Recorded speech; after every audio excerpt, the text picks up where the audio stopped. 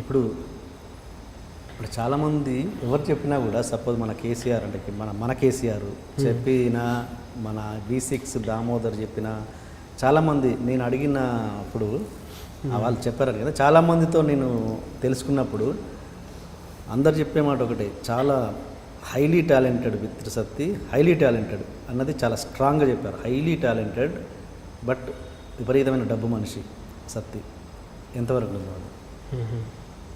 డబ్బు మనిషి అంటే ఇక్కడ నేను సమాజ సేవ అనేది కాదు కదా, నేను చేస్తున్న సమాజ సేవ కాదు కదా. సమాజ సేవ చేసుకున్నప్పుడు ఒక ఆశ్రమానికి వెళ్తాం, ఇంకోటి ఇంకెక్కడికో వెళ్తాం. అక్కడ నేను ఎట్లా చేయాలో నాకు తెలుసు. ఇప్పుడు ఒక ఛానల్లో పని చేసుకుంటా డబ్బులు తీసుకోవద్దా? మరి తీసుకోవద్దా? నా వల్ల వాళ్ళకి ప్లస్ అయినప్పుడు నాకు డబ్బు అవుద్దా? చెప్పండి. మీకు టీఆర్పీ కావాలి, నాకు డబ్బులు కావాలి, ఇంతేనా? లేక మీకు ఇచ్చి నేను మాత్రం సైలెంట్గా ఇచ్చి నేను తీసుకొని పోతున్నా? మరి డబ్బు మనిషి అంటే డబ్బు ఎవరికి లేదు, ఎవరికి వద్దు, అవసరాలు లేవా? సరే, నీ అమ్మ ఇంత పేరు వచ్చింది కదా, ఏందా ఆ కారులో తిరుగుతున్నావు అంటే నీకు అనిపించదా? నాకు మంచి కారు కావాలి, ఒక మంచి ఇల్లు కావాలని ఉంటుంది కదా.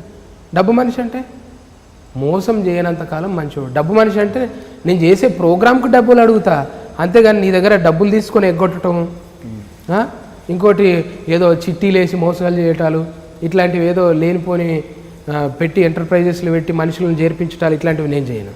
అది మోసం. నేను పని చేస్తే డబ్బు కోసం, అంతే కదన్నా. నీ అదర్ యాంగిల్ ఎట్లా ఉంటుంది సతీ? మామూలుగా ఆధ్యాత్మికంగా కానీ సామాజికంగా పరంగా కానీ అదర్ యాంగిల్ ఎలా ఉంటుంది?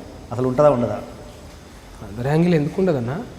నేను పోయి కూర్చుంటా 2-3 గంటలు ఒక దగ్గర కూర్చుంటే ఒక వక్త చెప్తుంటాడు, అక్కడ కూర్చుంటా నేను. అది ఏదో ఊరు తెలియదు, ఎక్కడనో తెలియదు. కింద కూర్చుంటాం సాపలు వేసుకొని, లేదు గచ్చు మీద కూర్చుంటాం, బాజార్లో కూర్చుంటాం. ఆ యాంగిల్ ఎవరికి తెలియదు. అదే నేను డివోషనల్గా చెప్పేది. నాకు విపరీతమైన ఇంట్రెస్ట్. మనము ఇది కాదు కరెక్ట్. డివోషనల్గా ఎప్పుడైతే మనం దూరం అవుతామో తండ్రిచే ఇడిచిపెట్టిన కొడుకు ఆగమైనట్టే ఉంటుంది. డివోషన్గా ఎవరైతే దగ్గర ఉంటారో, ఇప్పుడు ఇలా పెద్ద పెద్ద నాయకులు కానీ పెద్ద పెద్ద హీరోలు కానీ, మొన్న విజయ్ దేవరకొండ సద్గురును కలిసిండు, ఓకేనేనా? వీళ్ళకి మనం ఎంత పెరుగుతుంటే అంత స్ట్రెస్ అవుతుంటుంది కదా. దీనికి ఒక రిలీఫ్ ఎక్కడ ఉంటుంది? పైసల్లో ఉండదు, తిండిలో ఉండదు, ఎక్కడ ఉంటుంది? ఓన్లీ డివోషనల్గానే ఉంటుంది. మన అన్ని సమాధానాలు అక్కడ దొరుకుతాయి. వాళ్ళు చెప్పే ప్రతి మాట మనకు సూత్రంలాగా ఉంటుంది. అరే మన లైఫ్కి చెప్పిరేమో, మన లైఫ్ లైన్ ఇదే కదా, నేను ఎందుకు బాధపడుతున్నా, ప్రతిదాన్ని మనం అన్వయించుకుంటాం. అది ఖచ్చితంగా ఉంది. ఇంకా నేనైతే కొన్ని రోజుల తర్వాత నేను కూడా ఈ ప్రచార బాధ్యతలు తీసుకొని తిరిగినా తప్పలేదు, తక్కువ కాదు. నా రెస్పాన్సిబుల్ కూడా. అంటే పక్కింట్లో దొంగతనం జరిగింది అని కాదు, అసలు ఆ దొంగతనం చేయకుండా ఉండాలి. దొంగతనం చేయకుండా ఏం చెప్పాలి? మన పక్కింటోడు దొంగ అయిండు, మనం అంతోని మనం మాట్లాడలేము కాబట్టి అటు దొంగ అయిండేమో. వానికి మంచి బుద్ధులు మనం కూడా చెప్పలేము. మనకు ఇవ్వడన్నాడా? అయినాక అంట, మరే వీడు వేస్ట్ గాడు ఉన్నాడు రా. సరే, ఆడు వేస్ట్ గాడు కాకుండా నువ్వు అంతోని మాట్లాడినావు ఏ రోజున? మరి నువ్వు అయినాక తిట్టుడు కాదు, కాకముందు ఏమైనా ప్రయత్నం చేసినావా? ఒక చిన్న ఎవరికైనా చెప్పినవా నువ్వు అట్లా కాదురా గిట్ల ఉండాలని? అయినాక చెప్పుడు కాదు, కాకముందు ఏదైనా ప్రయత్నం చేయాలని నేను అంట. నేను ఫ్యూచర్లో కూడా ఖచ్చితంగా నేను నేర్చుకుంటా. నాకు తెలిసింది మాత్రం చెప్పాలనుకున్నా. నేను తిరగాలి, పైసల కోసం కాదు. నేను మంచి యూత్ పాడు కాకుండా ఉండాలి. వాళ్ళు ఏదన్నా అడిక్ట్ కావద్దు, తాగుడుకు కానీ స్మోక్ కానీ డ్రింక్ కానీ వాళ్ళు అడిక్ట్ కావద్దు. వాళ్ళు మంచి లైఫ్. ఇలా 2 ఉంటాయి. మత్తులో ఆనందం ఉంది, ఆ రూట్లో ఉన్న వాళ్ళు అట్లుంటారు. కానీ భక్తిలో కూడా మత్తు ఉంది, అందులో కూడా ఆనందం ఉంది.